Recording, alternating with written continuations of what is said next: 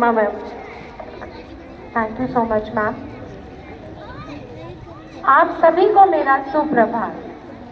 बलिदानों का सपना जब सच हुआ, देश तभी आजाद हुआ।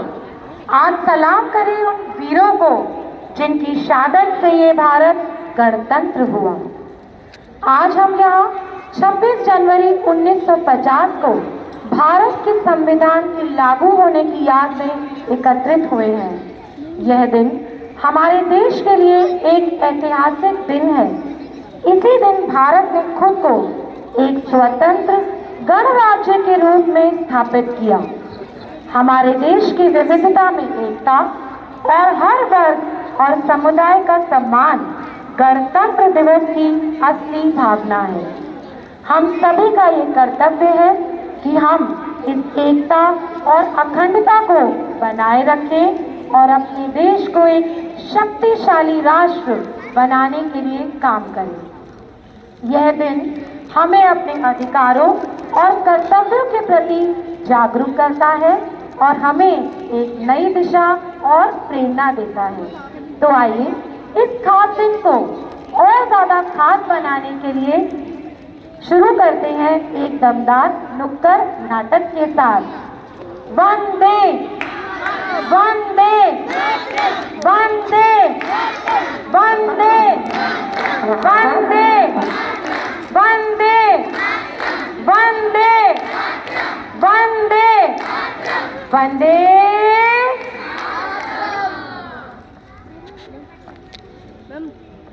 वंदे मातरम अर्थात हे माँ, मैं आपके समक्ष नतमस्तक हूँ। यहाँ पर मैं हे माँ अपने भारत देश को कह रही हूँ।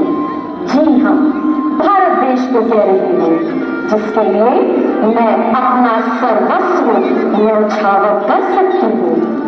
इसलिए मैं एक देशभक्त हूँ और यह मेरी देशभक्ति है।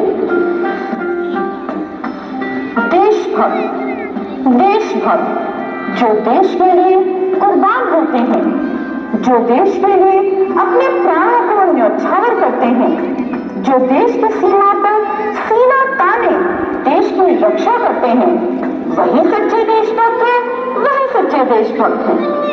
आज तक मैंने इतना ही सीखा है एक सच्चे देशभक्त और उनकी सच्चे देशभक्ति को। क्या मैं सही हूँ? आज हम गणतंत्र दिवस मना रहे हैं। आज के दिन हमारा देश गणराज्य बना, हमारा अपना संविधान लागू हुआ। आप सोच रहे होंगे देशभक्ति और संविधान में क्या तालमेल है? तालमेल है क्योंकि संविधान के नियमों का पालन करना ही देशभक्ति है, जिसका हम रोज उल्लंघन करते हैं। वो कैसे? वो कैसे? हम हर रोज यातायात के नियमों का उल्लंघन करते हैं। हमारे सामने लाल बत्ती जलती रहती है और हम रुकने के बजाय तेज गति से अपने वाहन को पार करना गर्व समझते हैं। और तो और हेलमेट ना पहनना भी अपनी शान समझते हैं। क्या ये संविधान के नियमों का उल्लंघन नहीं है? प्राइवेट हो या गवर्नमेंट, कई संस्थानों में रिश्वतखोरी और भ्रष्टाचार ने गहरी पैठ बना ली है। चाय पार्टी जैसे अच्छे नाम को रिश्वत के साथ जोड़ दिया है। क्या ये संविधान का पालन करना है? जी नहीं, हमारे संविधान में ऐसा कोई नियम नहीं है। हमारे मौलिक अधिकारों के तहत हम उच्च शिक्षा प्राप्त कर सकते हैं, रिश्वतखोरी और भ्रष्टाचार के खिलाफ आवाज बुलंद कर सकते हैं।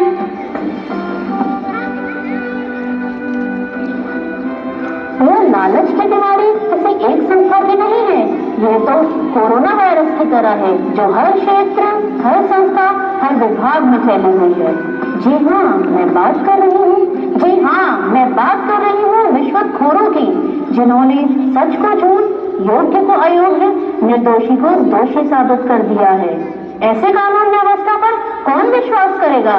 इस कानून को इन रिश्वतखोरों ने रिश्वत के तराजू में तोड़ दिया है। यातायात की बात नहीं करते हैं, हम बात नहीं करते हैं रिश्वतखोरी की, हम बात नहीं करते हैं भ्रष्टाचारी की। मैं बात करती हूँ आपकी, मेरी, हम सबकी। 24 घंटे यानी 86,400 सेकंड होते हैं एक दिन में। लेकिन जब राष्ट्रगान में खड़े होने की बात आती है तो वो 52 सेकंड भी भारी लगने लगते हैं। शायद हम सचेत खड़े हो जाते हैं, पर इशारे करना, इधर उधर देखना, बातें करना और राष्ट्रगान को ना गाना, इन संविधान को कैसे पालन करना है? साल में 15 अगस्त, 26 जनवरी 2 दिन वंदे मातरम के नारे लगाने से हम सच्चे देशभक्त नहीं कहला सकते जब तक हम संविधान के तहत अपने कार्य नहीं करते हैं। तब तक हमें 26 जनवरी मनाने का कोई भी अधिकार नहीं है। इस अवस्था में हम देशभक्त नहीं, देशद्रोही कहलाएंगे। हम देशवासी नहीं, देशद्रोही कहलाएंगे। क्या हुआ अगर हम बॉर्डर पर नहीं लड़ सकते हैं, लेकिन सामान्य जीवन में अपने संविधान के नियमों का पालन कर एक सच्चे हिंदुस्तानी और देशभक्त जरूर कहला सकते हैं। भारत का संविधान भारतीय लोकतंत्र और न्याय प्रणाली का आधार है। ये नागरिकों को उनके अधिकार और कर्तव्यों की समझ देता है और देश को एक संगठित ढांचा प्रदान करता है। आज हम जिस संविधान के तहत जीते हैं वह हमारे लोकतांत्रिक मूल्यों की प्रतीक है। ये संविधान हमें समानता, स्वतंत्रता और न्याय का अधिकार प्रदान करता है।